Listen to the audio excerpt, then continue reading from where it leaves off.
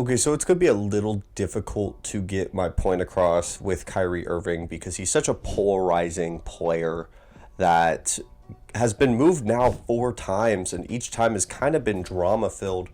We see this fantastic ball player who, let's be honest here, he does struggle to stay on the basketball court due to injuries or due to off court things. And I want to get the title of the video across as like my main point, but it's not like the end all be all. I remember when I was talking about the Rudy Gobert trade, I said that I didn't think it was going to work out because it's so much draft capital, and this is a different situation because I think what the Nets got in return, I'm not going to really talk about what the Nets got because I still think they're a second round exit. Spencer Dinwiddie joining back with the Nets is a great fit, but it doesn't really elevate the ceiling of this team. I don't see them as finals contenders unless Kevin Durant comes back and has this, MVP level season and end to a season and then go into the playoffs and play this elite level, and then Ben Simmons becomes that all-star level player. Claxton, it's a whole thing. There's so many variables with this team. And I feel bad for a guy like Jacques Vaughn who came into one of the most turmoil-filled franchises in recent memory and really turned the ship around, and it all kind of crumbled due to financials and really Kyrie's inability to, I would say, commit to the game of basketball. And I was watching JJ Redick's podcast, and he had mentioned Jacques Vaughn's quote, and he had mentioned how most guys in the NBA just want to hoop. And I feel like Kevin Durant kind of falls into that same boat. The problem is, even though Kevin Durant and Kyrie are close and they're good friends, I assume they're still good friends, KD's not really the personality of LeBron.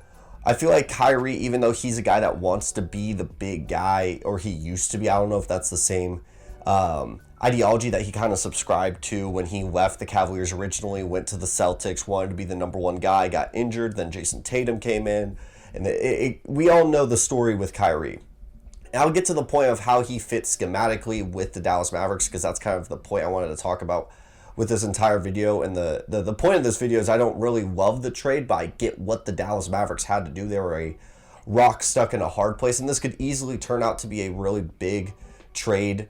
Just whether it's negative or positive for the Mavericks, this is a turning point for the franchise. I have concerns that, first, let's get through a couple of the concerns as I'm going to go throughout them. First one, obviously defense.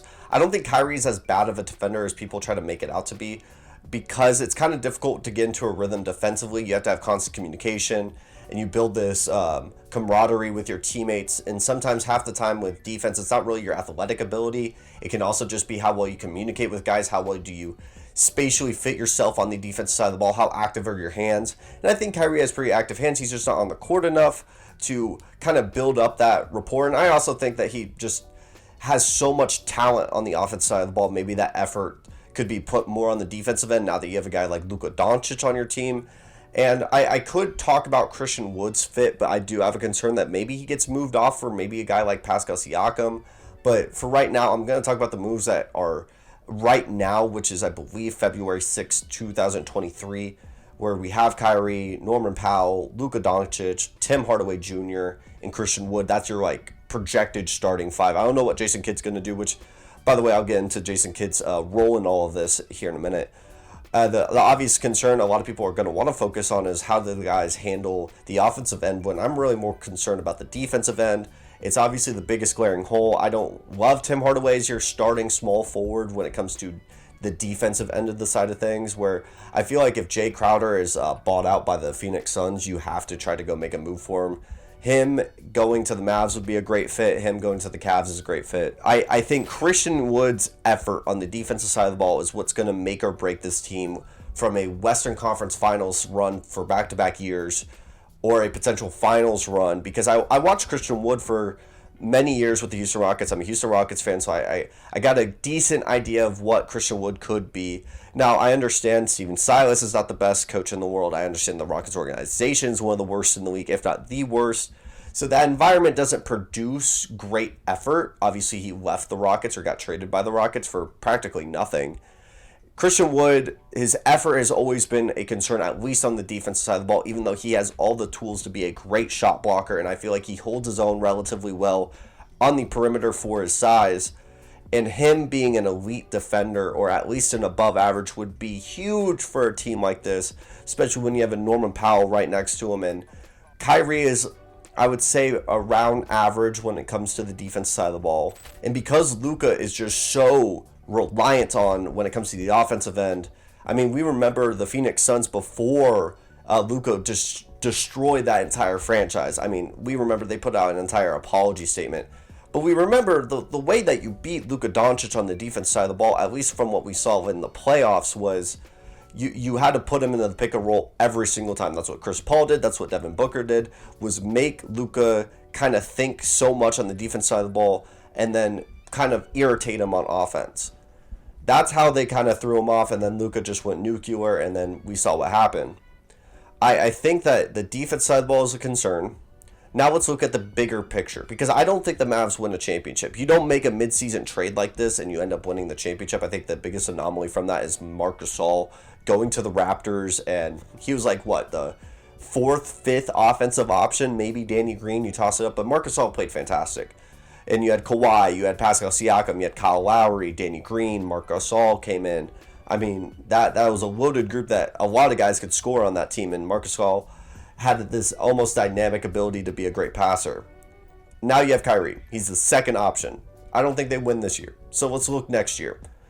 Obviously, you want to try to get that contract extension. You have people in the front office who have a built-up relationship with Kyrie, so you have a good sense of what you're getting into. I'm sure he gave him a glorious review or somewhat of an expectation for what the Mavericks are bringing in as a personality because of what Kyrie is. He's so tumultuous. I hope that was a word. He's so chaotic. You don't know what you're going to get. It's a mixed bag, correct? So when we're talking about Kyrie, you try to get that contract extension. I'm sure they're confident about it, but there's just so many things that you just don't know what could happen, because he could easily leave and go to LA if he doesn't get the money that he wants, or he drives the price up so much that the Mavericks are just stuck in a tough place. And they had to make a move like this. I talked about this on my TikTok. I said, I almost feel that the Dallas Mavericks, as an organizational standpoint, because of Luka, they were going to be more desperate than what the Lakers were. And they were going to have a better package. I think as much as Lakers fans try to prop up these players like Austin Reeves, Taylor Horton-Tucker a couple years ago, Kyle Kuzma a couple years ago, they try to prop up these role players. Now, I'm not saying Kyle Kuzma is just a role player. He's actually a 20-point-per-game scorer, pretty good guy.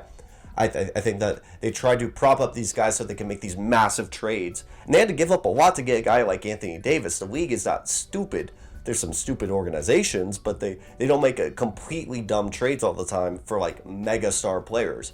And not saying that Kyrie's a mega star like he used to be because he can't stay on the court, but to say like Russell Westbrook and Lonnie Walker III and a couple first round picks, that's better than getting a Spencer Dinwiddie, a 6'5" point guard who is with your organization, Dorian Finney-Smith, and then you get a first-round pick in a couple seconds. I think that's a better package for what the Nets could get. They tried to get a third team in recently, but it got confirmed. I think that with Kyrie long-term, you try to lock him down. Now, let's talk about a world if they do lock him down, because everyone's focused if he leaves and goes to the Lakers, so that's a completely different what-if scenario. The thing with the Dallas Mavericks, they did have to make a move, right? Your best scenario before Kyrie requested a trade was Fred VanVleet, maybe like one of the Raptors players, maybe like a Zach LaVine. Like, you were kind of just like scavenging for another player to put next to Luka. And you had to do that last offseason with Christian Wood, and that was a good addition, even though you're trying to move off him because of his contract extension. But Kyrie becomes available. It's like, all right, we have a star player becomes available. The Rudy Gobert trade really threw a wrench into the market, but this is a star player that you're going to get for relatively cheap. We gotta get some Luke for Luka, and I think Luka. One thing I mentioned was he's so emotional. You see it on the court. He's an emotional guy. He loves the game. You see he is a guy that just wants to go hoop. I don't see Luka out on all these commercials. Like, I think he loves hooping. I think he loves a good beer, and I think he loves just being around the sport of basketball. He's been doing it since he was, 14, 16, probably younger, and at a professional level since he was like 16. I mean, this dude's been ridiculous his entire life. And I think he is someone that wants to win. These Euro guys, they want to win basketball games. And I think he is one that won't be a guy that you just wait around for. He's at some point he has a limit, I feel. So the Mavericks, I feel like, felt that pressure. They felt that this guy's an emotional guy. He's going to make an emotional decision. He's going to leave us. He has top 10 trajectory as a player. And so you take a risk on a guy like Kyrie. I don't love the move, though. I think that Kyrie doesn't fix the Mavericks' problems. Because where do you do from here? I still think they're a couple pieces away. I think you still need a deep role player or a couple more depth guys, because I understand depth is a little overrated in the NBA, but I think when we get to the playoff time, you need 7 to 8 guys that you could feel confident in for putting in valuable minutes. We saw it with the Celtics. I can look at Grant Williams. I can look at Al Horford. I can look at, why am I blanking on his name? Derek White. I could look at all these guys. If one man gets injured, at least this guy can bring in some valuable minutes. I don't know if I bring in Maxi Kleber, even though he's a good shooter, if he's going to bring in valuable minutes in the playoffs unless he gets hot. And if he doesn't, then what is his value on the court? And with Kyrie, these are also assuming that he stays healthy, that he wants to stay on the court. And I think a guy that it doesn't seem like basketball is the number one thing that he wants to do. What does that do when you have a guy that is so enveloped into basketball? I really, if I were to give this trade, I think it's a B minus. I understand the desperation factor of all this, but the Mavericks, I don't know if you could get a better player right now, but I also don't know if this was the right move. I really don't. I'm very conflicted with this trade. This is a very wild trade in my opinion. So if you're at this point in the video, let me know what you think about this trade down below. It really would mean a lot to try to get other perspectives. Do you love this trade? Do you hate this trade? What do you think for the Nets too? I didn't really talk about the Nets too much in this video, but I think the Mavericks are obviously the team you want to talk about. And let me know if you want to see some more NBA content. I know I haven't been doing it recently, but with the NFL ending, we're going into draft season, but we got to talk about the NBA because it is a mess right now. I can't go one day without a drama-filled NBA day. So thank you so much for watching and have a wonderful day.